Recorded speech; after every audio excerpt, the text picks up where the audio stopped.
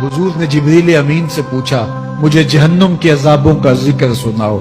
अर्ज की, हुजूर सबसे हल्के अजाब की कहानी सुनाता हूँ, और वो ये कि जहन्नुमी के पांव में आग का जूता रखा जाएगा, बाकी पूरा बदन उसका सलामत होगा। ये सबसे हल्के अजाब की कैफियत है।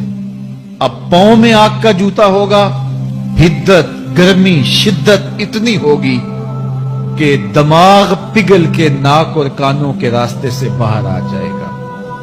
पांव में रखे हुए जूते की गर्मी दिमाग को ऐसे चढ़ेगी कि वो पिघल जाएगा और नाक और कानों के रास्ते से बाहर आ जाएगा।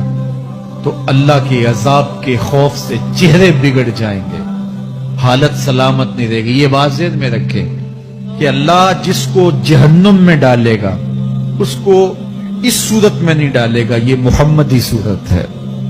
ये शक्ल उसकी छीन ली जाएगी और उसकी शक्ल बड़ी कर दी जाएगी। उसका एक एक दांत ओहद पहाड़ जितना होगा। ओहद पहाड़ का फैलाव 15 किलोमीटर पे है। 15 किलोमीटर का एक दांत और 32 दांत कितने होंगे तो मुंह कितना बड़ा होगा। उसको इतना बड़ा इसलिए किया जाएगा ताकि वो अजाब की तकलीफ ज्यादा सहे।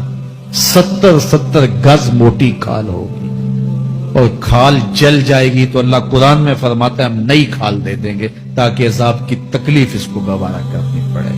फिर चीखेगा, चिल्लाएगा, हाय मुझे पानी दो, प्यास की शिद्दत है।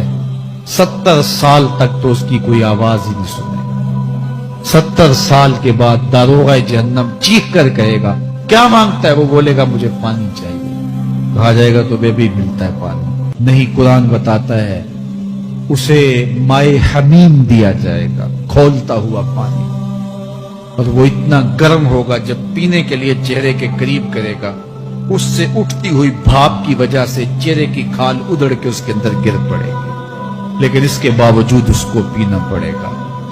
अल्लाह फरमाता है ये दुनिया ही सब कुछ नहीं है, समझ लिया यही सब कुछ है, आखिरत को भूल गए। सुबह उठे काम पे चले गए, शाम आए अबारगी में चले गए, सदाएं आती रही हय्या अला स्वलाह हय्या अल फलाह, कोई परवाह नहीं की। ना पेशानियों ने सजदे किए, ना सोचों में पाकीज़गी आई। जिंदगी यूं गुजार के चले गए, ऐसे नहीं।